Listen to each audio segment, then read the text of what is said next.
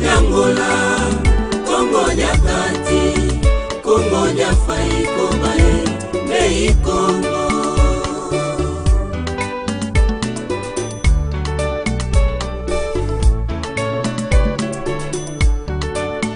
Kongo Nyangola, Kongo nya kala yiwunga kota tambinga sala kisaluwa dewa. Sala buso bakutu nini mumanu ya. Kadi mamuso mweni na mululeno matata mumazulu. Mwetete isolokele, tumamenga wizidi. Mwetete isolokele, tumamenga wizidi.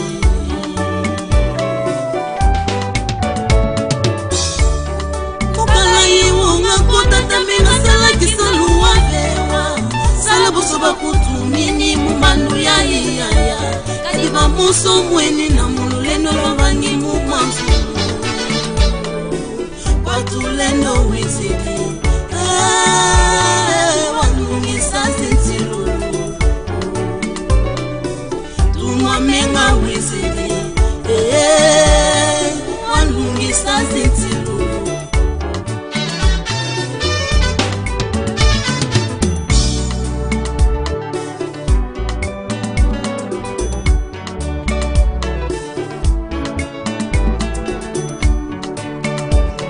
Nyangola, Kongo nya kati,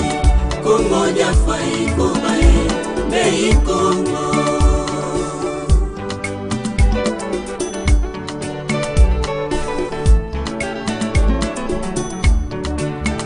Kongo Nyangola, Kongo nya kati, Kongo nya fai kobae, mei Kongo.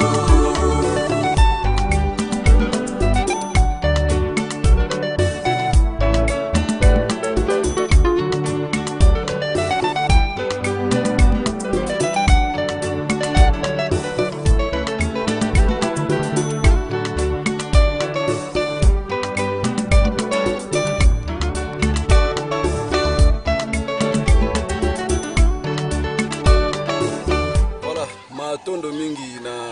bilandi nyonso ya Kingunzi na beno pe beno meme sana kulanda ya beno émission na beto émission culture negro betumeto ndela beno ndandolo ya yenge pe beno nyonso ina kena ku baka dilwako ya kujuvulaka biuvu na ntumwa yina benikela ndaka mingi ntumwa ya mbandu ya to motinda mi o ya 4e génération ba bengi na kombo ya ntumwa menga mtuka. Alors émission lelo toza vraiment ya ko sepela parce que ezana ba effort na bino tozwi susu mayele ya koya ko sala le susu émission oyo liboso ya ntumwa menga mtuka par rapport ya mateya oyo azote ya nakati ya ba media ba oyo ba mesana kolanda ba tuna kabi mituna na bango lelo batindaki mituna na bango bazali kozela biyano na bango. Alors yo nyonso zolanda biso biyano na yo yango par rapport ya motuna to mituna na yo oyo oyebaki na kotinda epa ya ndeko na bino na kombo ya Rolin Kasongo. Matondo mingi sans plus tarder caméra na biso koyeba kozela biso déjà ntumo menga ntuka pona toyeba déjà kokota na bango yambo to banda to koyeba kopesa bango mbote na respect ya confession ya Kintwali ya Bangunza ACK. Ntumwa menga kiesi mayangi matondo mingi ntumwa menga j'espère que tokoloba kaka presque lingala parce que Congo moi complication ebele ezalaka na bato mingi bakomprenaka te maketu bapapa mosusu balobela engake bakosepelaka mpe mingi olobaka Congo mais etosalaki yango mwa deba toloba non baki basoda baza ebele bemwanda ekoma mélange na bato ebele batribu ebele yango omoni ke comme lingala ezalaka neti langue moko ezalaka na mwa facilité ya koexplike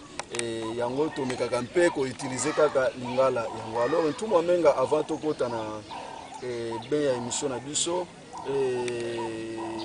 émission tozo sala lelo eza ba question ba auditeur ba oyo balandaka mateya na bino balandaka ba émission na bino e bango batindelaka biso susu ba question to ya ko poser bino basepelaka yango mingi e bango lobaki zwa susu ba question kende na ntumwa tunela biso susu makambo oyo parce que oyo to comprendre te oyo to comprendre puis to yokaka makambo ebele parce que histoire na biso ba noir ebeba déjà banda mundele azwa chanzango na marque na ye ale batu pe bazana mo ba connaissance moko boy bino bozo te bozo pesa na ba émission batu mususu par rapport à connaissance azana ngona oyo lobby ezo pesa moi différence moko boy ale yango nde batinda ki ba question to koyeba kotuna mais avant tout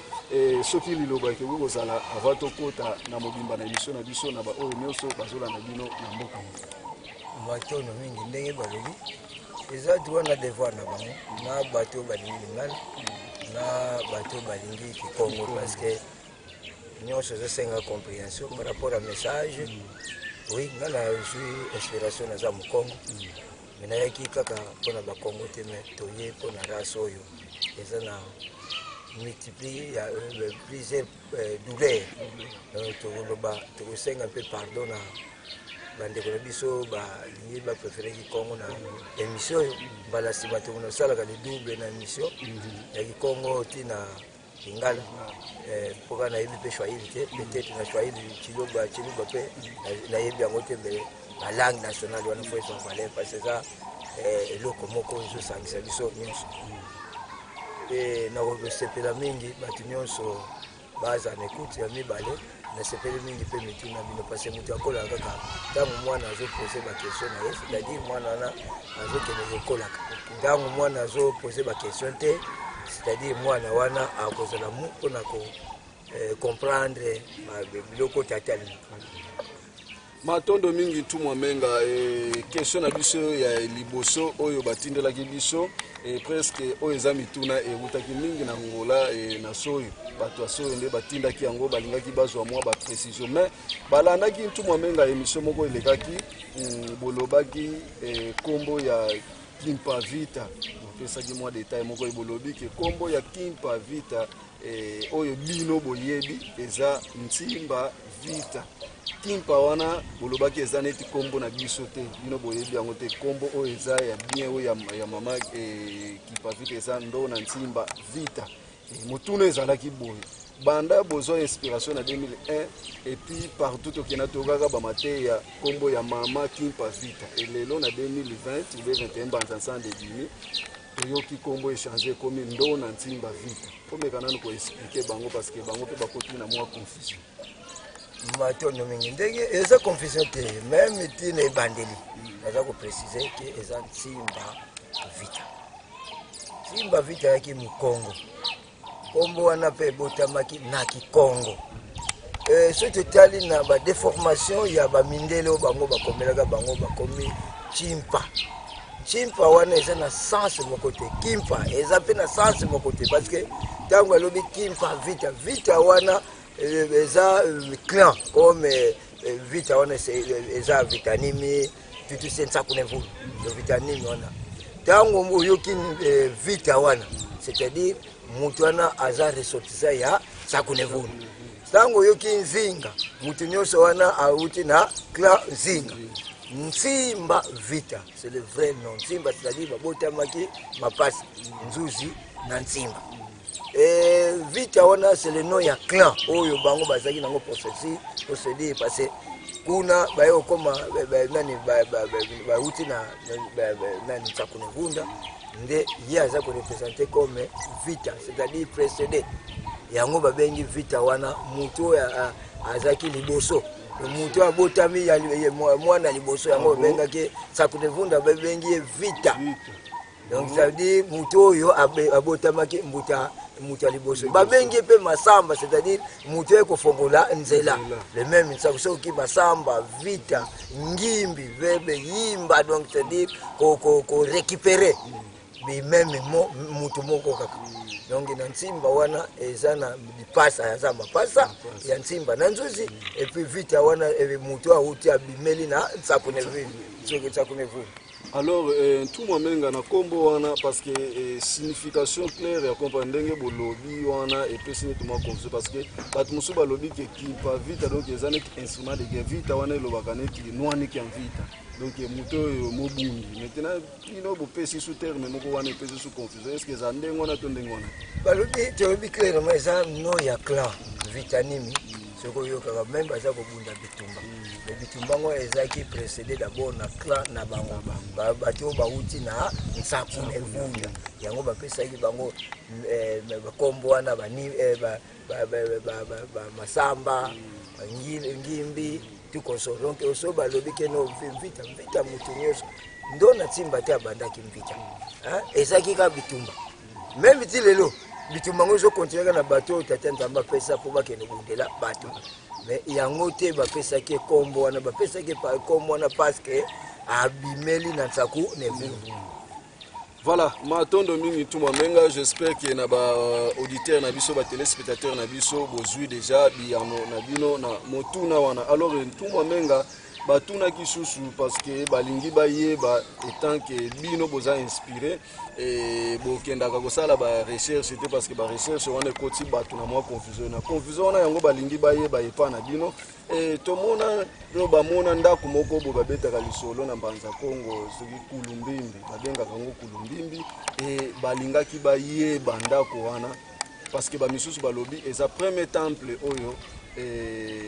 mundele atongaka na kati ya mbanza Kongo yango bakoko na biso babengaka kango kulumbimbi ba misusu na histoire ba biso ke ndako wana ebimaka yango moko dans les villes boye ebimi boye. Donc maintenant des histoires comme wana to so comprendre juste et yango to epa bomme kana ko éclaircir biso kulumbimbi wana ndako wana et kuna ba signification wana ba pesi wana kulumbimbi koko mabe ndenge balobele kulumbimbi ebimaka bomme kana ko éclaircir no na kulumbimbi explication ya ko ndako wana eza ndako moko bimaki dans les villes ndako na otonga kana na mabanga bakundi ba premier roi chrétien ezaki premier esika batiaki cathédrale liboso ya catholique c'est-à-dire ta mindele bango bayaki ya une histoire secret eza wana na pembeni nango wana ezaki mbata esika baza kusambisela bato wana ezaki loko moko bakutaki na pembeni wana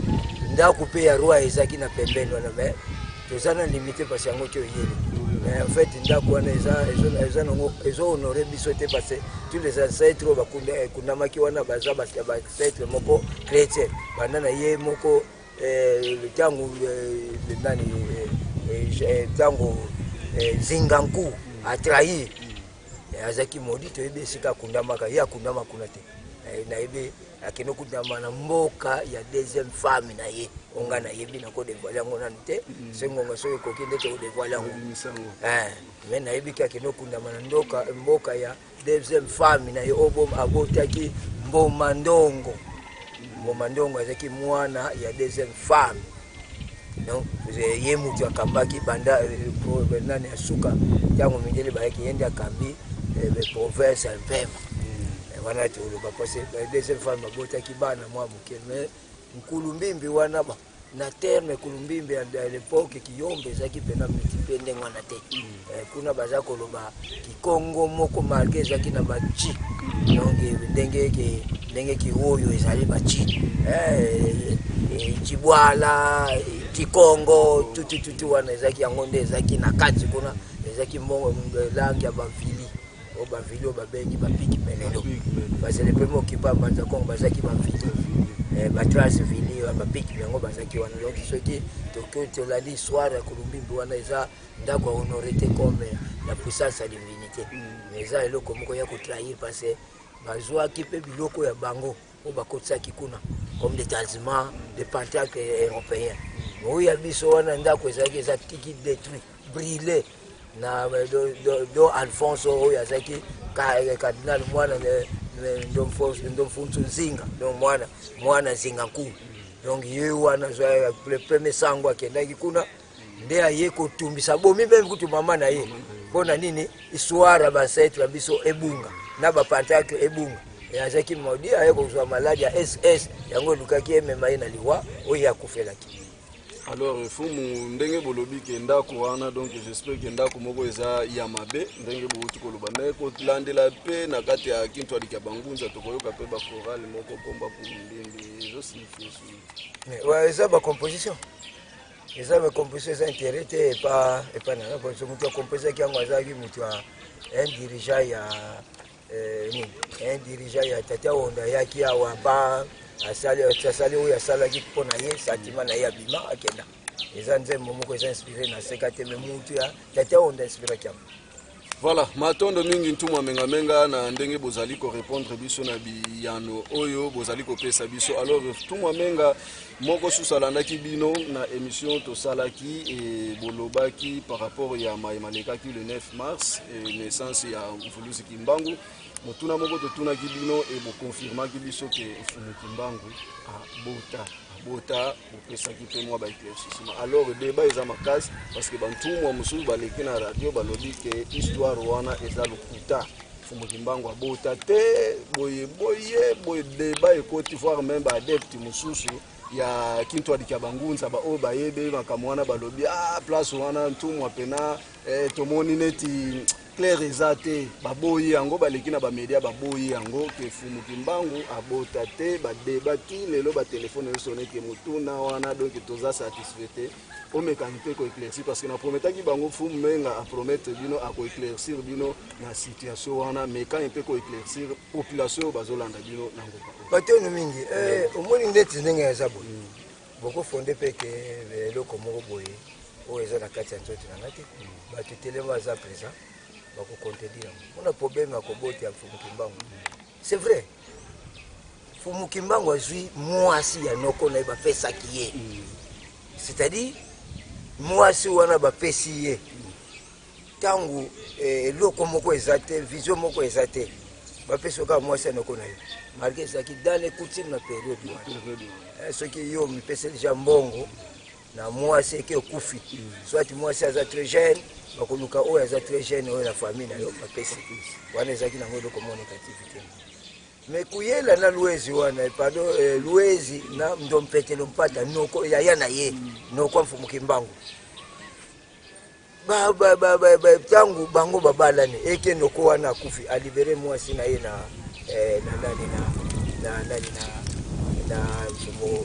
Mfumu Kimbangu bariptire zaki makamumini donc eloko pesa kapena comme sentiment te parce que zaki choix na yeto mais za devoir familial bozola nango sikoyo mutu wana tango telobike ban intel babotami na makila wana yoko contredire nango ni mwana yaya na yo aza mwana na yeto to tena classement bana kuti yo bokoli mwana yo bokoli mwana oya yo bokoli tata ya yaya na yo anokona bokoli akobengo nani akobengo nani papa bongo na identité ezana tuwa takota à l'absence ya yaya na yo eza une chose matérielle faut te faire sa valeur quand même le prophète eza mwana kobokola eza ya azana nokona ye eza bana na ye baza bana na ye bazana idée c'est un problème matériel quelqu'un d'amba tinda ka prophète de kende na bana oyo n'est-ce pas mais tozana droit pe to bota na kati ya mokili poto tika pe makila alors Mfumu place wana et pesi moi confusion moi mbutu eza wana bana confusion te bana eza bana na iti bakagai bango ono ya pe bazui papa d'angenda bazui papa qui se loquait le bacté bango na colonie scolaire na bomba pourquoi parce que bazaki bana so bazaki bana te bakokanga bango te n'est-ce pas bangazo bazongisi bango na tata mususu. Voilà, matondo mingi, j'espère que oyo baza sage ba comprendre déjà place wana réponse oyo tout menga ayebi ko pesa. Alors Mfumu menga kolandela mukanda botanga ki na journée 9 mars et pesa ki pe bat mususu réflexion makasi mais moi contradiction moko eyaki ya moke et malgré tout ezaki vraiment un impact mais esengaki un peu kolobela yango. Batu musu balobi ke Mfumu Kimbangu era botamaki azwaki kombo ya Kimbangu te babengaka ye soki na kombo ya kala kuyela kala koyela kombo yango babando benga ye komba kimbangu eyaki après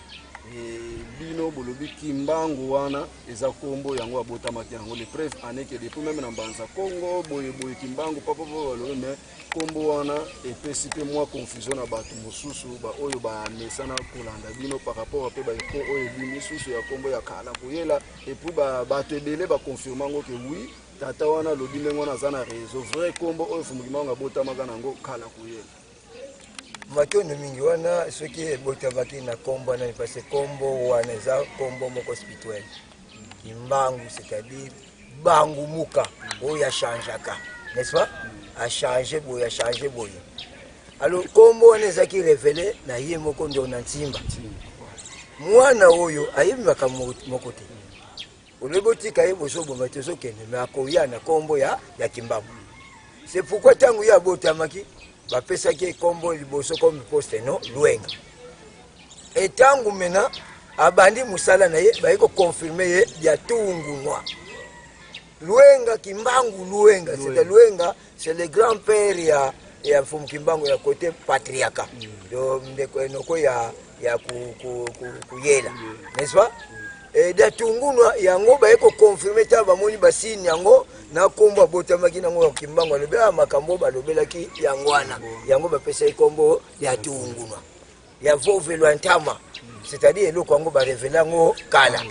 doyo nkala wana ngana yebi yango te signification pesa te nkala ngo bapesa ngo na tata nini na mama nini parce que ceux qui nkala yebanaki c'est-à-dire kombo wana yango pe nyeza la même na arrestation na ye na kati arrestation na mbanza ngungu batunda ke kombo na yo alobiki Kimbangu simo mutu apesaki ye Jennings tango azaki nani kuna longi kuna na kati ya lute nani pardon na kati ya lute katechise na kati ya Gombe Lutete albi tango eza kombo ya baptême oyo azwaki na 1915 wana za deja mukolo nde bapese me kombo na ezaki Kimbangu Luenga ya Tonguna. Voilà, matondo mingi, j'espère que vous comprendre kombo ya Fumu Kimbangu yango wana Kimbangu Luenga ya Tunguna parce que depuis na mbanza Congo kuna bazo tumbando na ntimba alobaki yango ke mwana obozo tumanga ko ya susu na kombo ya Kimbangu yende ya ko bimisa ma nyonso e bomba makine to comprendre te ba kombo wana e wuti wa pe vike bino pe bozalaka très prudent très curieux na kolanda émission et ça libiso vraiment kitoko mingi. Alors Fumu menga débat moko pe za ya makasi na terrain par rapport ya ba nzila Congo parce que bino bozala nzila Congo te bozangunza e banzila Congo eza na mwa débat moko boyi de mwa te me débat ya makas et ba contradiction comme trop par rapport ya ba biso tolobaka ba bisimbi d'anvita o ba telemaka na ba photo ba tiana Fumu Kimbangu ba ntuma mususu balobi ba bisimbi wana etikala ko existe te na kati na biso banini balobi eza lukuta eza plan oyo mondele ya mataki soi-disant tozelaka bango baya kozela biso susu indépendance spirituelle oyo biso tozelaka donc soki ke tozwaka indépendance le 4 janvier wana ba bisimbi wana babimaka te me bakoko na biso nde babundaka do bisimbi wana basala bango pona ko distraire biso tozelaka bango kaka tosengelaka bisimbi wana baya ko libérer biso et balobi ke bisimbi wana ba existe te et voir même kolata wana balata keza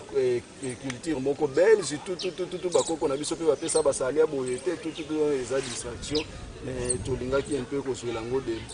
éclaircissement et pas na bino soki eza ya solo to eza ya matondo mingi tango biso tozoko ignorer l'armée spirituelle c'est-à-dire tozo ignorer l'armée terrestre bomoni bango babundi na kimisuni résultat zani catastrophe ba résultat na Fumu Kimbangu abundaki na molimo avec fait ya molimo wana le kola existaka na mutu azui grâce à komona ngo il faut battre ba ignorango mais na confirmer que armée wana existaka dès que la arrestation nanga malheureusement ba militaire wana ko sala témoignage te ba mona bango depuis Belvedere tina ndako nanga bien armé mais armement o bango bazaki nango eza armement ko kemonana na mokilité wana na biso même général Mbuza a confirmer ngo général Abirindi a confirmer ngo parce que bayaki na 3500 militaires mais bazaki intercalé na batwana etango biso tolobaka bengo mais bengo nani asilvekani c'est l'armée céleste o ya banois c'est-à-dire eloko wana ce n'est que normal balo bango exister parce que loko yo moniteur ko tela ngo doute menanga ndenge na mona ngona biki arno na existaka bateni eza bateni moko ese nzambe tango ala tango banjelu bayaka ni bayaka na bilamba ici nini bango bazana ngo basala ka bilamba donc oyo eza biloko ya monde matériel eyaka na monde spirituel eyaka na matériel do biloko yo nyonso okoko sala wana so total na kati ya Kemiti na Égypte armée moko baza obenga pe ba Kemiti ce sont des militaires bazaki même textuellement na bango na mikuse nango eza bato tolobaka nini banjelu baza bato babota makana mokili et tango a parcourir na yo tete nzamba tela ki azo expérience akena monde spirituel le ko la récit a comme pe sous un gardien to un messager to un révélateur na kati ya monde spirituel ye mutu ko aider bato batika na monde matériel mais wana existe kati lelo yango esovaka Congo central précisément na guerre Kabengele et fait monanaka précisément na guerre Mobutu alingaka a neutraliser le Congo central et fait monaka précisément na guerre ya Mosé tango yena bavion na ye aya ko ça n'importe quoi ba militaire na monaka tinanga des appareils avion barisi et ko bombarder me batwana ba monanaka je te dis na ebsibino ke bozala si bato zo sala débat. C'est pourquoi ba bengi bango na nzila Congo parce que na ba komi na mboka te mutu soka komi na mboka koyeba oyo ndako noko oyo ndako papa leki oyo ndako mutu azana nzela akopesa vrai adresse ndenge.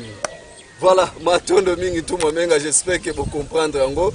débat et sili. Donc oya kolinga susu débat, botinda susu ba question et kozala vraiment malamu mingi. Alors tout momenga soki to uti wana toleki kolandela mai mauti koleka le 6 avril centenaire ya Mfumu Kimbangu. Tozalaki na esengo makasi ntumwa menga parce que biso to lobaka bondenge yo lobaka te oza lokwasi biso pe toza vraiment lokwasité pena elata biso parce que to lobaka mususu to telemaka to simbi micro to sala ka bajete po to lobaka et to lobaka parce que mai obino bo pesa ka biso yango pe pesa ka biso force. Tosalaki ba émission ntumwa menga lobi que le 6 avril makambango ekoleka kaka boy journée ngo kozala boy côté mususu ba lobi miracle kozala boy. Mais to komi journango sibitima to moni oyo ngunza lobaka ke pova za ngunza kazivyo kangako to moni yango Fumu menga oyo lobaki ma yango pe esaleni centenaire Fumu Kimbangu ba fetaki ba se déclaraki makasi ba lelaki et surtout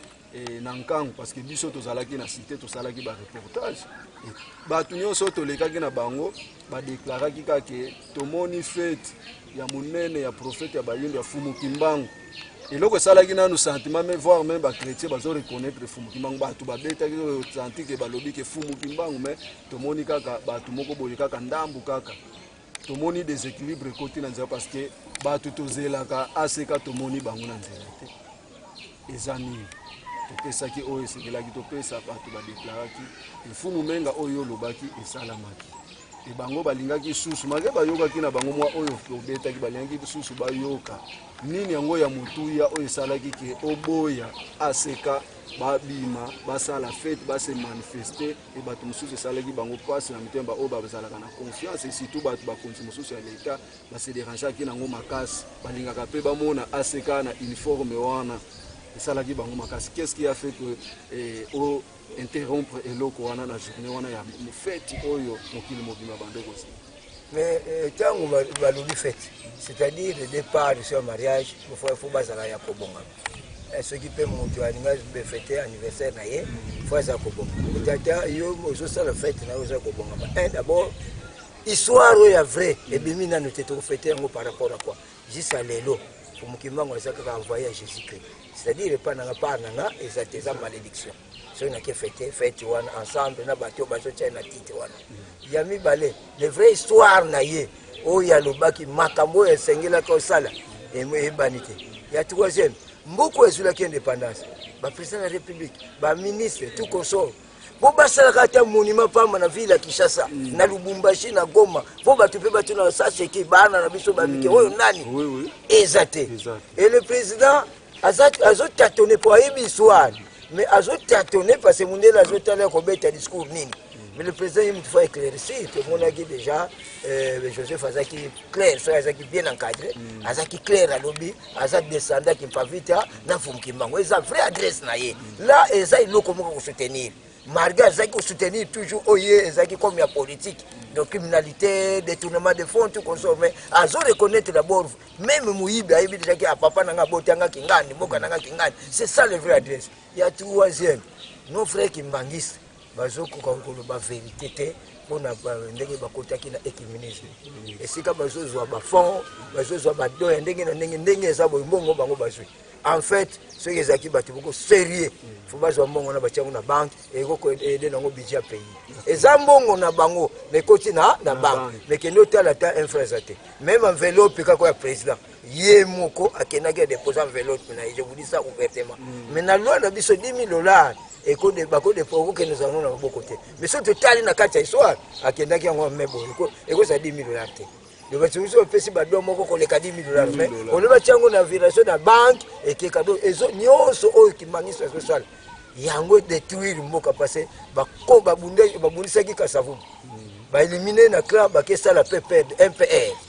Tango ba komi kuna ba bankade Mobutu dirata nyonso na ina buzobo Mobutu alingaki asalaki concernant ba congolais ba Zaïre à l'époque. Bango ba premier témoin ba premier conseiller. Tango Mobutu azokende bango batikali avec Kimia ba yambi na bango Mosé. N'est-ce pas? Mais Mobutu akikufa na place moko isolé. Or Mobutu na histoire azaki nango. Na vérité azaki nango. To sino le président ndengo na tena vérité. Mais mal encadré Mobutu a fait la faute grave, a sali recours à l'authenticité, a sali l'église d'État. Il faut apponaboyer. Mais je suis un chrétien. Au contraire, je bangunzo ya elimina ki babambe Manuel tout consort batie église de l'État kuna c'est-à-dire bangunza angade mbele biso ko tumeteyoka sangwa kolia mbele histoire nzale meza c'est-à-dire Congo o yesa déjà na malédiction concernant mutu anyoko maki nango pona indépendance za reconnaître. C'est pourquoi au lieu de notre tonga nouveau Congo et kozala keno ba étranger ba ye ko luka musala awa c'est au contraire surtout tonga Congo ezaka ba zo bimisaka ba congolais ba keno koma ba zo ba bomaka bango na ba conteneur na ba balabala partout au toza na richesse nyonso to bombe la même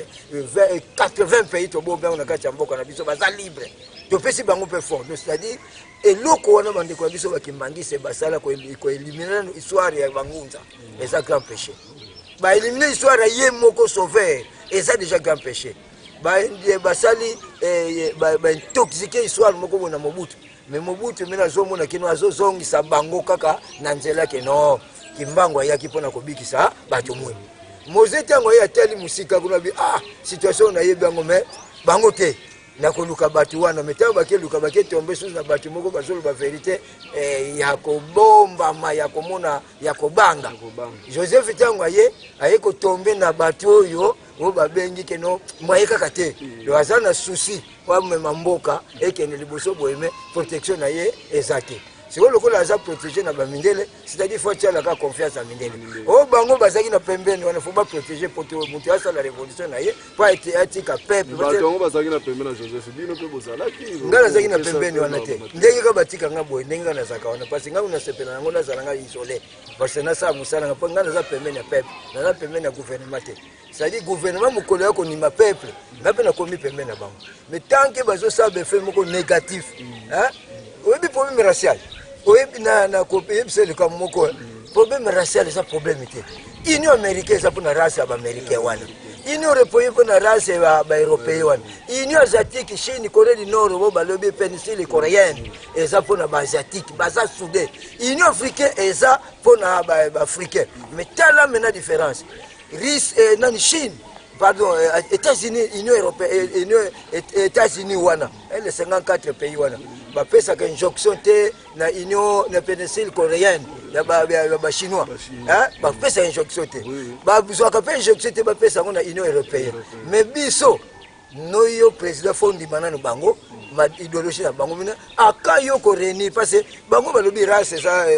ça séparé te mais ba union ngo esalemi pona nini Union européenne eza mpona bapays Europe na batribu baeuropéen wana barace européen wana. Union américaine eza mpona baaméricain. D'ailleurs Trump alobaki yango l'Amérique c'est pour les Américains. Et nani le président de Gaulle alobaki Europe c'est pour les Européens. Mao alobi l'Asie c'est pour les Asiatiques. Donc voilà babiloko wana bazo conserver culture na bango, religion na bango, politique na bango, coutume na bango. Et que ça le commenter ce qu'on moni bango pe na aspect ndenge mo bazali. Ceux qui chinois akei sala na oni na langue na bango akino loba na ki chinois. Ceux qui français akei na oni alinga beta discours akino loba na ki français. Ceux qui américain akoleka na table nini wana babenga ngona oni akoleka na nini kaka biso de ko adapter ke langue français. Mutu moko te akoloba na langue na biso africain. Donc akene kaka soit ceux qui colonie anglais akei loba anglais. Ceux qui colonie française akei loba na français. C'est-à-dire biloko wana yango ezosala ke bavoi na biso nyonso ko libérer biso eza tozolinga ngo te seke pays moyen kende liboso eza te. Afrique toza na Union africaine o président biso azali mais face à ça là tout possible apesa ngo valeur parce que Mobutu apesa ngo valeur. Le discours je parle longuement de l'Afrique. N'est-ce pas? Longuement de l'Afrique. Quand on dit longue, c'était un grand problème les cas. Mais revenir peuple Nanzela, ce discours on a ce que le président Nabiso Félix Alandiango. Et si lui, tu as eu départ, parce que ce que même parce que Mobutu avec démocratique, il y a le colonel démocrate. Et quand eu vision il y a race, le mot raciste, ça dit rien na haine, na criminalité, na nini, et ça coûte un impact. Mot tribal, les actes d'impact étaient là-bas, haine, donc haine est là comme sous satanique, mais race et tribu, et ça pour conserver valeur culturelle, valeur morale, valeur spirituelle, valeur économique. Quand les Européens, il y a une race noire, qui se réfère à la race na bango. C'est-à-dire maintenant, ceux qui sont demandés que la culture est un étranger, c'est-à-dire ceux qui sont en échec. Ndenge mutune yo posenga yango kuna totika batu na balabala te ndenge papa de ngenda alobi na tiki bino na rompwe mais to komisa batu na mboka kuna nde bakoyebela ka mboka na bongelo meso mwene ndengwa matondo mingi j'espère tout momenga balobi ebele bekoti mwa biloko ebele sali biso vraiment kitoko mingi alors tout momenga kaka na centenaire wana kala mingi te pe le 24 kaka na mois wana soki na mois ngo kaka le 24 avril ezalaki pe centenaire ya Fumu Ntwalani alesala ki passe kotala bay o bakumisaki centenaire ya Fumu Kimbangu et centenaire pe ya Ngunza o ya travaillaki na Fumu Kimbangu Papa Ntwalani et centenaire na ekutu balobelaki yango tete atana information mon côté et ça la ki biso vraiment passe alors nini ezosala ndenge wana ke ti lelo na nzila Congo ou bien na ba église de noir ndenge baza wana parce que côté na bino to landaki mateya o déjà bopesaki popona oyo etali Fumu Ntwalani na aseka bozana ba soit tokoloba bassin na bino oyo bino bo honoraka OK na ba nzila Congo mususu pe bazana bassin na bango ba date historique ya bato wana ba respectaka ngo mais côté mususu omona ba date historique ya bato moko boye ba respectaka ngo te mais oyo kaka ba respectaka la majorité bino nyonso eza ya Fumu Kimbangu mais nyonso etikali na se aseka zana banlongo na ye côté wana bazana banlongo na ye kuta wana bazana balongo ba respectaka ba date historique na bango pona nini désordre ndenge wana na kati ya nzila eza problème ko lena ko bena na bokonzi yoko honore nani oyo yebaki na kati ya mokili asaki musala ndenge yango ikenaki toke na ondere obi bati tango baza okenda nzela mai tango bakangamaki baleki Kinshasa kwa kenda nzela mai ezaki 14 hippopotame ebimaki eza basine ya ba vielu ba honore oyo bandima ba isilaki kozwa miso la plupart batongo mukeka bazonga na Congo central bango nyonso vina bango sukelaki kuna do baza sans tombe sans cimetière et sans histoire ya vrai parce que musala bakena c'est plus de 30 ans bakesa na kuna do tango biso zolo bakeno Ntwalani kingani wana baza batu moko honore mais des fois ça quoi pona kolakisa bino ke bazwi ba porte Paul ba Jean ba Pierre ba nini ba cheli boso otango balobi Kimbangu so ba tena titre sauver c'est que akoza pe na disi le lokola ba tena titre wana te bombi bakomba bato mosusu basouffrir nango babwakisi yango babimisika komba mutu moko mpe batie envoyé de Jésus-Christ. C'est le chèque yango wana parce que en 1959 o bango bapanzaki na nkamba tous les mouvements 650 mouvements ekendaki kuna mpona basangisa kimbunza bapanzanaki mabe mpona discours na statut ebima kwana na Belge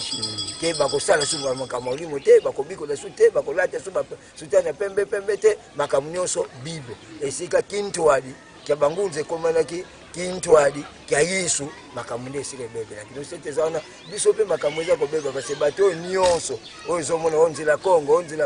heureusement bamitie na tete ya nzila Congo mais so tali bango na bahistoire na bevene baza nango ezokobala na te nayebi so ndenge nini soki papa menga azwi mibeko alobi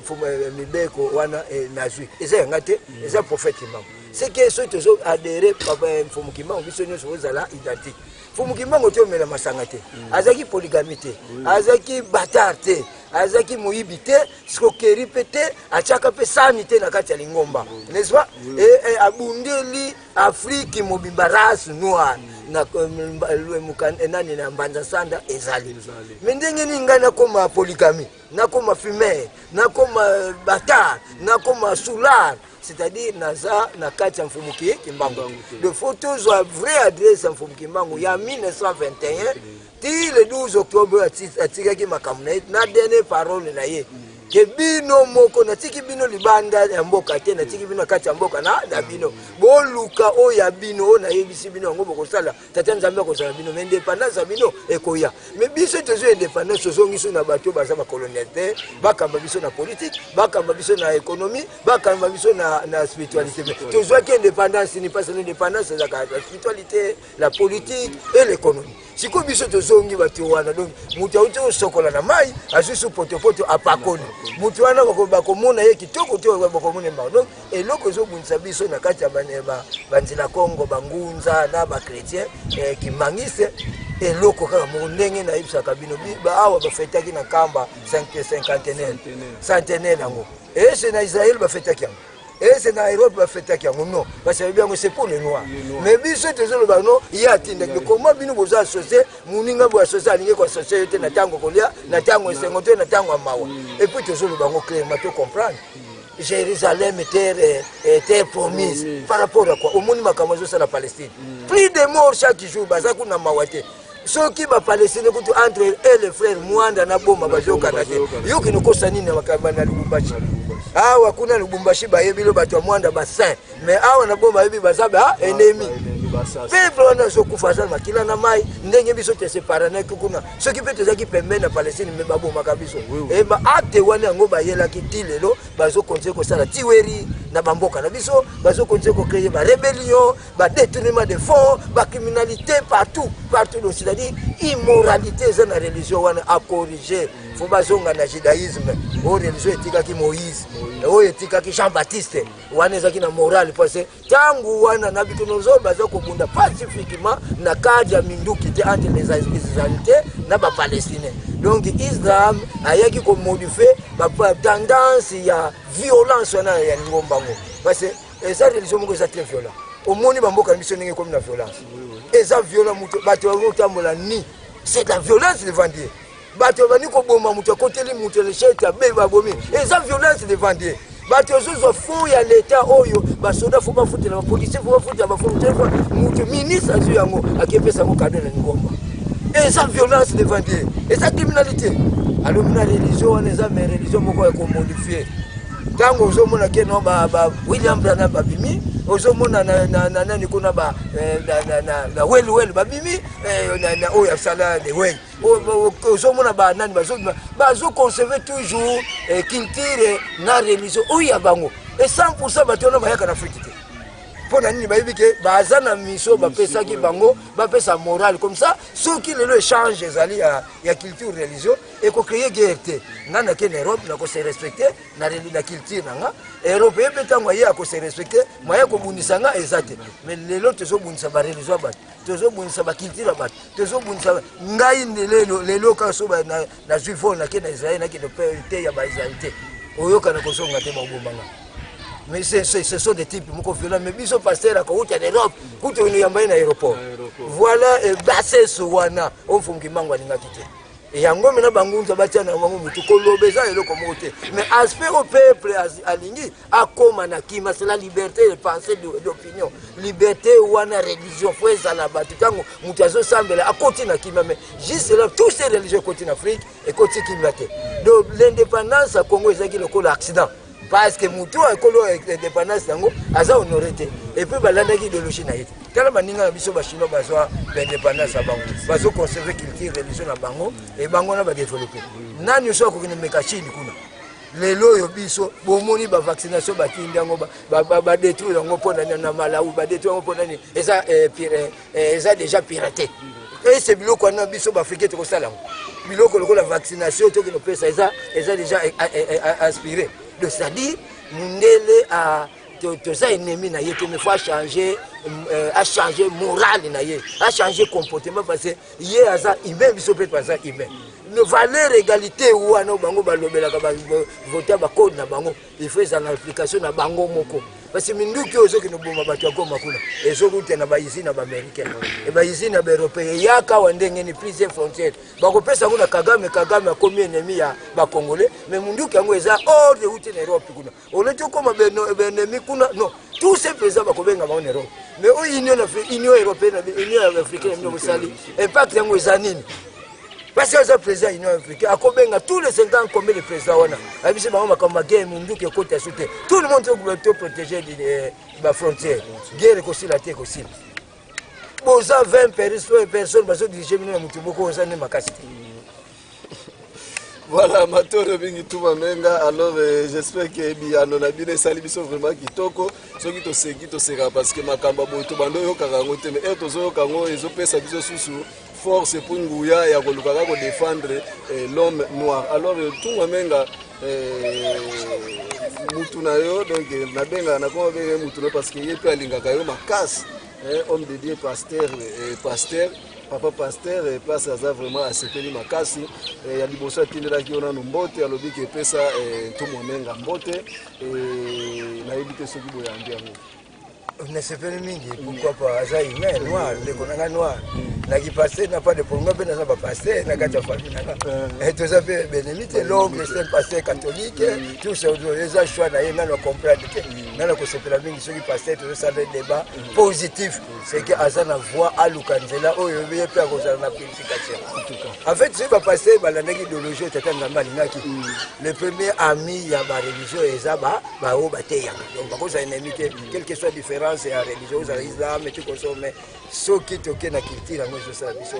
OK na sepeli mingi pona mbote lepe yepe na zongi sele mbote en tout cas papa passé chef ozwi yango esali vraiment bien alors mutuna na ezaboye et remarque ya sali alobi que pourquoi bino ba leader tout ya ba église des noirs bozowela na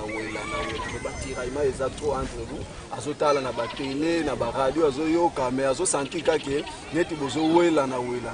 oya koloba ke ngai nde motinda mimbatindi na ekeko parce que naza ressortissant ya madimba oyo mususa koloba ngape koto Touba Menga pe ngape ngabatindi parce que ngai naza mutu na binoni na kizulu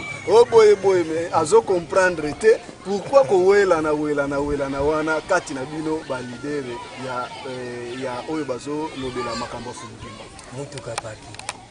bakotela kango kaka tango batie kamera parking batu nyoso kayo ngai ya koti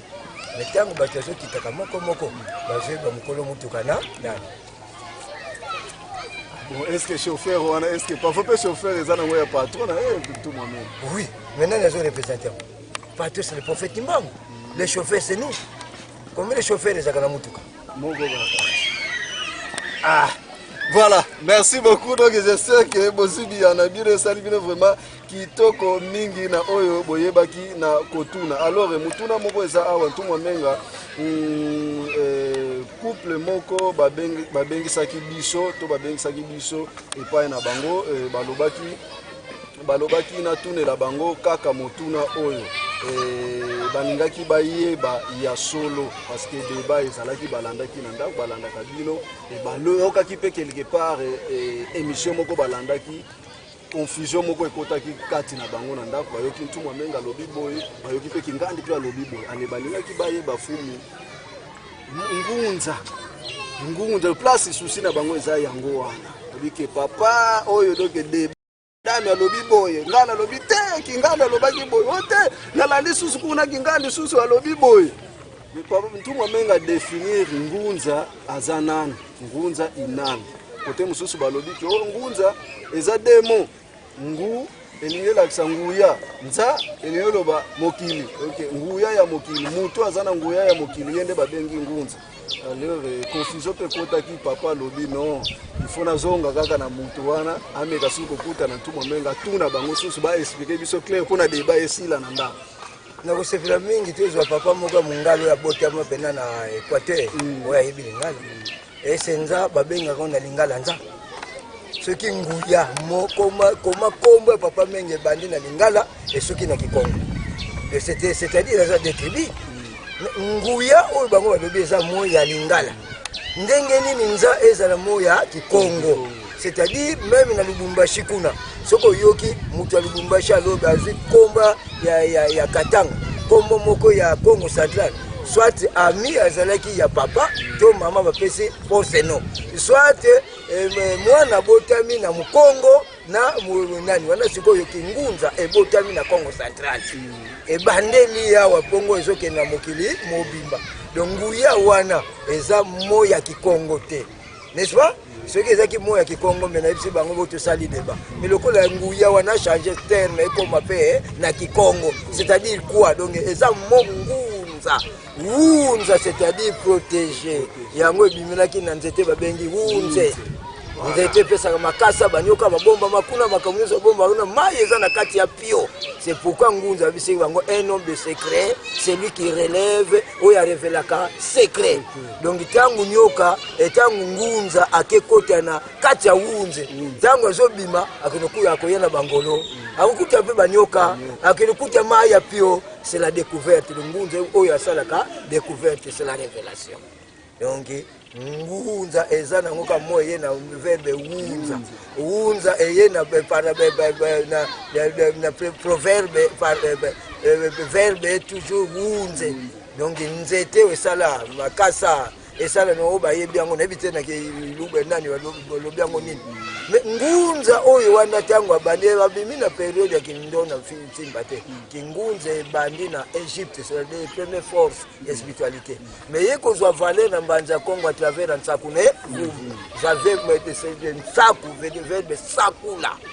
bikula tanina saka donc chasser besu mabe sakula koloba bikula c'est yango Nsaku ozo comprendre yango ebimisi peki wunza Nsaku yandi wa wunza makanda yezindinga nzinga yani wa konga makanda yezinzinga mpanzo yani wa panza mazindwenga ye mambu donc nani mpanzo ye aza mutu moko ko découvrir ba esprit sage l'invention nini zinga ye mutu azoko ko diriger ko kamba ko protéger ko sala nyos et puis Nsaku ye mutu asakula donc sakula verbe bikula. Voilà, Matondo, j'espère, chef, aujourd'hui, on a eu ça, vous m'avez dit donc pas de polémique, là, on a dit non, on a eu la débat dans aujourd'hui. Alors, batuna qui chose balengi baye bayoka kamingi na ba église de Noir balobakao makuku matatu malambila ne Congo ndenge ba définir rango et puis mais à kesusu na côté moko bombo tolo toza la claire na église catholique balobi suzo makuku matatu mateli menanzunga ale alingaki ameka mpe ko yeba parce que catholique ba expliquer qui est signification nango maintenant oyo bino boloba makuku matatu malambila ne Congo bomeka mpe ko expliquer signification kani eza devise ne Congo ah bon eza ki devise ndenge ezaka pe justice travail makuku matatu devise Congo Nsaku mpanzo zinzi tubunda mpandu katuvambisa mpanduko le roi aza ko prêter serment au nom de makuku matatu donc azo représenter pouvoir spirituel azo représenter pour Nsaku makuku pouvoir politique pouvoir économique yango balobaki bunda mpandu tous les secrets, il y a trois pouvoirs, les secrets. Il faut s'engager pour que ça royaume na force. Alors, parlant tout momenga, balobaki ndengwana pona nini parce que balandaki émission moko ntumba moko alobi ke ntsaku mpanzu nzinga wana bolobi eza pouvoir oyo eza kati ya oyo ye abombi yango na lolenge nini na basi na ye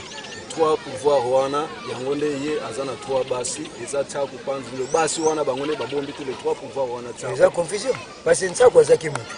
mukana zinga nkuu pardon lukene la nzinga na ngunu nzinga bango botaki ntsaku premier né mpanzu deuxième né nzinga troisième né ngana ko wela ba pouvoir trois wana te à la fois ngana za mutu ntsaku donc biso te za batamo molimi n'est-ce pas nako que et puis baza représenter pe na mutu moko te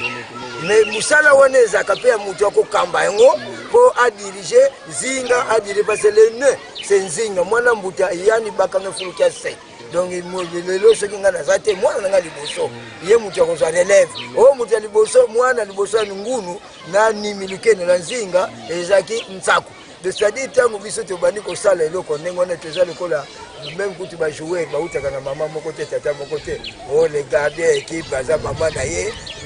baba na ye kingani o joueur nini non toye bisa bandina biso vérité donc on nsako eza boy na boy musala ezaka boy na boy siko essayer basi na ye wana yango musala bozo sala nani waza na 15 soki mwasi na ye asa na 15 pourquoi qu'il ne côté na perdre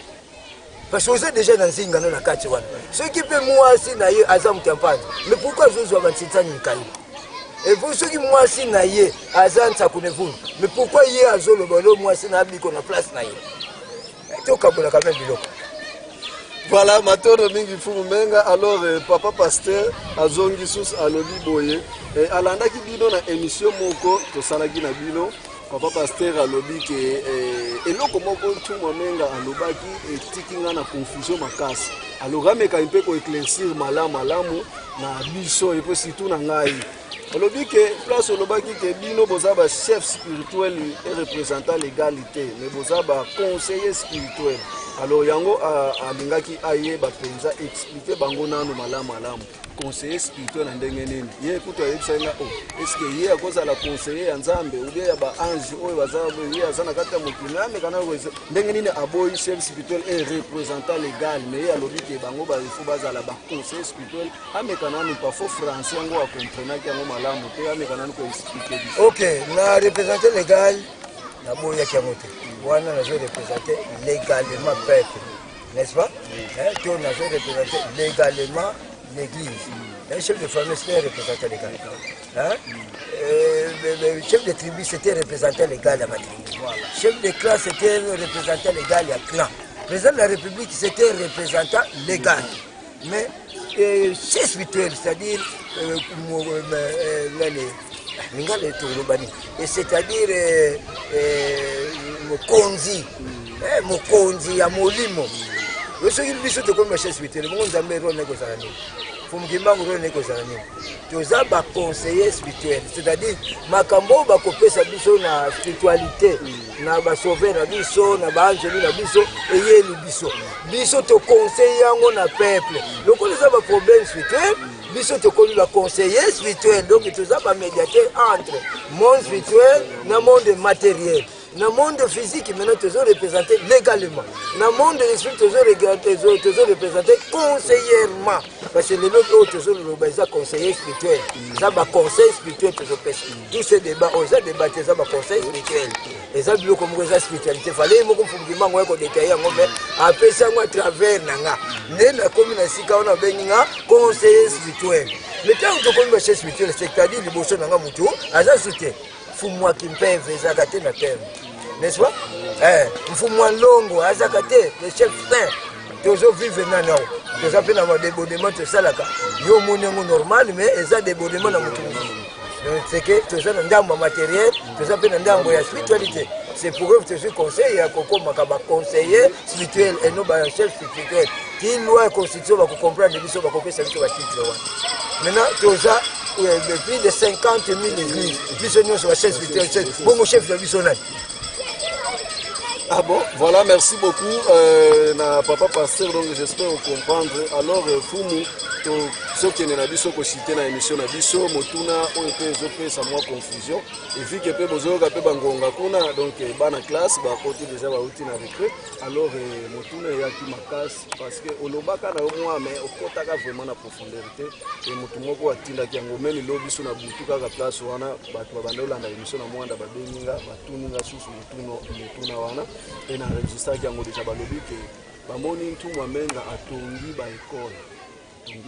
mais eloko to sala pasi ba école otongi bosala calendrier romaine écriture nyonso bozotangisela bana na ba français ba langue moko étranger mais bino moko bozotelemela culture tozongela culture na biso me ba école oyo otongi bakokutu bakanisa ki bana bakotangela na ba Congo bakotanga na ba écriture na biso mais surtout azomona calendrier oyo bozotangela ya bandele surtout exagéré na catholique banyoso bosala epona nini ndenge wana balingaki omeka nte ko expliquer bango place wana matoni mingi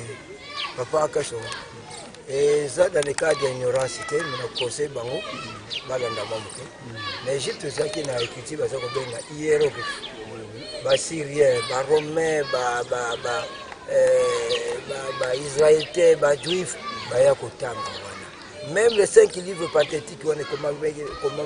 hiéroglyphe. Tout ça qui na temps, tout ça qui na période, tout ça qui na semaine, tout ça qui tout ça qui ordonné. Na période na biso. On est dans période ya biso ba noir. Ya ba noir tout ça qui na force wana. Tout ça na code initiative. Et si quand mayele wana ezwa qui na pyramide tout comme ça. Mais tant que baye ba memi so mayele wana basire ba ke multiplier ba ke ça le 24 et chiffre na bango n'est-ce pas pour biso zaki 42 lettres alphabet na biso ah bon zaki 42 lettres zako représenter na babuele makamunyo so wana alors maintenant tango ba romé pe bazoya basire wana ba sali yango 26 lettres au biso to sali le problème c'est quoi to lekeli na terre colonisation de 1400 na kolonelo colonisateur mutu aye na ba initiative na ya nouveau n'est-ce pas biso nyonso to botami na période ya colonisation l'état congolais a gouvernement colonial c'est-à-dire programme national la salaka ya ba belge nani organisation ba professeur ya ba belge ba professeur wana ba belge bango batangisa kabiso siko biso toujours diriger mboka te toko ki no s'opposer pe na gouvernement te et puis tous appelés na ba député te ata député moko na sana yete na niveau national provincial ata député moko azate n'est-ce pas oya ko no sala recours pour na meko na biso azate toujours programme wana programme national congolaise to chango po bango pe bazwa ba diplôme donc eloko papa menga sala yango qualité ya mwana kotanga toza capable kotangisa na Congo Swahili Chiluba parce que batu azali na ko zo diplôme nini weza na programme national te ye moko azotia makelele azana diplôme ya nani diplôme nini diplôme ya ba mindele mais o biso toujours li avantage religion na biso mekolo ici ekoti l'état congolais le kola état de droit ezali liberté de culte ezali andi miango to pesa idéologie spirituelle bana wana bazoi ba pe langue na biso parce ba langue pe ezali mais papier kaka qualité ya papier ya mwana parce que mwana wana soka tanya comme université et que to comme na ba député ba ou que nous ça le recours devant le gouvernement que non to pesa valeur raciale na biso c'est-à-dire écriture na biso langue na biso programme na biso là maintenant gouvernement ko tia les équipes d'assemblée ba voter ba libérer biso yango bango ba welaki ko komba bantinu yango biso za ko sala bango ba komba bantinu le président ba roi comme ça ba yele biso programme on a yango biso ko sala programme national na biso c'est-à-dire batu babanga te parce ceux qui bazoko kimaka bazoboya ko sala dépense pour batangisa batu ya bango te e bongo bana na bango batu ntila Kongo bazotanga ka wapi na ngai na zana priorité mwana nga bengana oyo alinga tanga te lobi bozongisa ye mama na zana mbongo te na bango azoko te tina ka bana catholique protestant e badani baleki na avantage nga na conserver d'abord dignité ba parents baza incapable bana bazala kuna et puis bato bazaki ba chômeur bazu musala mais tozo bunda de façon que gouvernement congolais africain ba valeur raciale na bango valeur tribal na bango valeur clanique na bango ndeko pesa biso force tout ça le programme biso moko makambo Afrique ezana nous reculer oyebi yango Chine basala critique na bango et Russie basala critique na bango ba français basala critique na bango les américains basala critique na bango sauf les africains donc yé président qui na Union africaine à côté ça peut demande wana valeur raciale pesa par rapport à langue culture baso bakena bango kuna oloki le baka anglais français ba lobi swahili loba mati na Tanzanie chiluba loba mati na Zambie Kikongo loba mati na Angola Brazzaville et kopesa bango ba langue on ezo pe parmi les ba langue on a langue moko et puis si valeur africaine ne biso nous on courage pour tous le programme on mengai na ko imposer gouvernement programme na ngate mais na ko si gérer na gouvernement programme parce que tout okimela na manim na molimo ke na molimo lobi bote molimo za logique mfumu kimbangu kutu a libéraki bango botanga ka bible po boyeba mabeba to ba memela kibino ne sima boko yeba bongo bokoma mukanda na bino mais mukanda nanu bakoma bongo écriture ko ya est-ce que vous comprenez na mbanza sanda lobaki mukanda nanu bakoma na bakoma na nini biso te komi mukanda na langue biso te yakana balangue biso bo où est le problème c'est un programme français te na ba église na biso ni anglais to kozaka na programme machine et chiluba swahili et programme Kikongo yango ne kokota na igomba na biso eza déjà na programme mais tango ko makuna to kopesa programme na bango ndenge sali traduction ya livre on ezoki na ba plusieurs langues africaines pour permettre mutinyo so yeba tango te zo écriture na biso to multiplier yango ndesima to kota na kati écriture eza nango chose simple ba mindele pe basaki plus de 5 siècles pa na biso batanga ki et c'est Moïse atanga ki écriture alphabet français ndaloba komaki mikanda wana di commandement komaki yango na langue égyptienne et c'est toi qui na problème na ce contraire bango kuto komako dénigrer biso les 5 livres pathétiques Genèse et tout comme ça a komaki yango na langue hiéroglyphe mais qu'est-ce qui va faire sorte que ba écriture wana bino bosima ezomona na sousté eza sous impact te ba biloko wana ebunga mais yango te lobaki indépendance ya ki valoriser te so ibaye ba ko biloko liboso nga zonga yango wana Mobutu tango sali recours à l'authenticité alingaki nini bamboka wana peut-être abomoko po bazwa langue moko omona kitango alobaki mutu na mutu abongisa c'est-à-dire quoi na kati ya bamboka na biso taki bana mike salongo za koleka chaque jour soko tumbika kazamba bonze ta pamba soki okati una période Mobutu karma obakangiyo azaki na loi babengaki les lois les 10 lois pionniers nga loi moko na ebakati les pionniers fidèles au Dieu de nos ancêtres à sa patrie wana te dit écoute na mutu na deuxième loi ezaki le pionnier aime la nature na lukaku tu même le qu'on a passé ezaki ba loi moko baza ko éduquer biso to ça na deuxième primaire mo yebi yango déjà le dit toi ya pionnier wana mais ezaki soutenité parce que Mobutu alingaki akoma na l'égalité na Mao mais malheureusement azongaki na Rome o soka tikaleka na Mao bele Kongo biso tozo te ya makambo muke kaka pour faire veiller kaka peut-être ba point muke mais biloko tozo lobela bangunza mais bazo déjà valeur fala matondo mingi tumwa menga tokomi na suka motuna na biso ya suka eza chef moko alobaki ya liboso apesa gibino vraiment mbote mingi na musala bozo sala c'était militaire apesa gibino vraiment mbote mingi mais eloko ka alobaki mais papa kasongo na sentir mikolo tumwa menga akomi kanda soki azoloba na radio zo sentir que oyo pena za na kanda alinga alobaki eza pona bazo finga trop to ndengeni o azala pesa eza kanda te eza ka ilobel pena biso tango azoganga compter ba 500 mètres boyoka yi mais eza kanda te ngana to silika te ko finga yango to silika na mona ro na biso to yakeni na yebaki yango le 14 mais ba bisanga ke ndima makamba ko sala yo pona valeur o ya biso c'est-à-dire même ba finginga même ba betinga même ba sali nini na côté o sala jamais na kanda mais ça na ko elobela ça na pese ça na courage toujours ko lata ça ko beza kaka na za pese très posé donc na za kanda moko tete na ozala pe kanda même na ennemi na ngate parce que ces ennemis là bangona to yila ki ba koma ba ami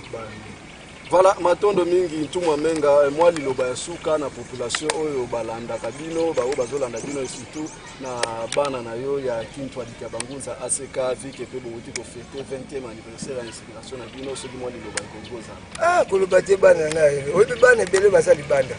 o baza ya vrai kondima basambela ka suite batela kabiso bana terme bana bolongola bandimi ya seka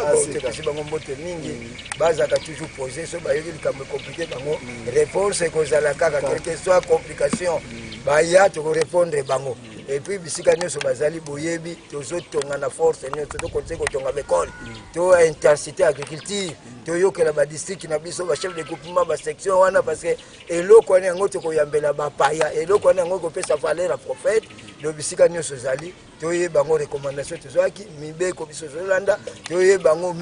mission biso to zwaki eza mission ko sakana te to za minorité mais to za majorité devant Dieu mais minorité devant peuple il faut to za na makasi wana ko défendre majorité biso devant peuple parce que to za majorité devant Dieu parce que yebi biso a fait biso mission eza na confiance pas na biso donc et tout tio la barrière français nyon soto longolango tout ça la bomoko de façon ngomba etambole tout ça ennemi batute makama biso za ko finga batute bo to sa batunyo so za bakonzi et za la barrière religieux bato bazo finga biso n'a pas de problème bino boto sa kaka respect na bango bino boko songela ka zongela ka te passer lo kongo to yebi yango to za nango et loko ko bangisa biso ezate na tondi mingi na arrivé na yo retour na pesa malamu batunyo so bazana baza ba comprendre te bo poser question bala singa bo réponse à bino et puis na pesi mbote nyonso na auditeur balanda ka biso butumo na mukolo radio aso edeke biso bakambo panza tata apambola ye asala so ba radio bisika nyonso de façon que ndenga fongoli couloir wana ye participation na kimundi mine mfumu kimbangu yangwana. Voilà matondo mingi, j'espère que ça livre vraiment kitoko mingi na bino nyonso botindaki mituna na bino bozui biyano na bino. Alors j'espère que herbo tuna kandengo wana bozana posa bo comprendre ce que difficulté zali tinda sous SMS na obebenga toko koma na biso parce que za musala na biso et toko ya susu boye na jie et boko yoka susu biyano oyo fumu menga akoyeba na ko pesa bino ndenga tolwa ke ndenge to bandaki na malamu to silisipe na malamu botikala malamu boko bakaka seko landaka biso na kombo ya mokonzi kimbangu waza mobikisi ya loposo moyindo bye. Okay. Kala yiwunga kota minga sala kisaluwa dewa sala buso bakutu nini mumanu ya kadima muso mweni na muleno na tata mumazulu mwetete isolokele tumamenga wizidi mwetete isolokele tumamenga wizidi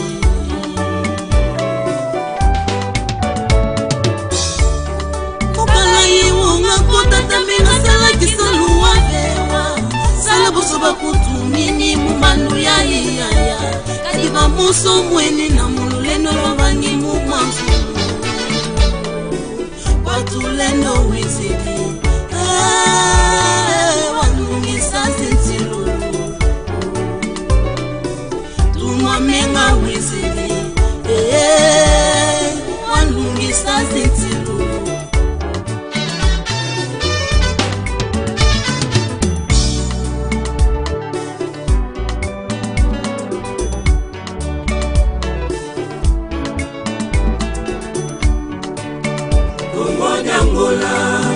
Kongo ya kati,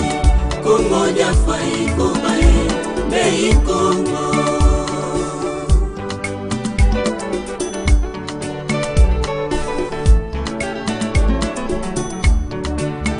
Kongo ya Angola, Kongo ya kati, Kongo ya fai kobae, mei Kongo.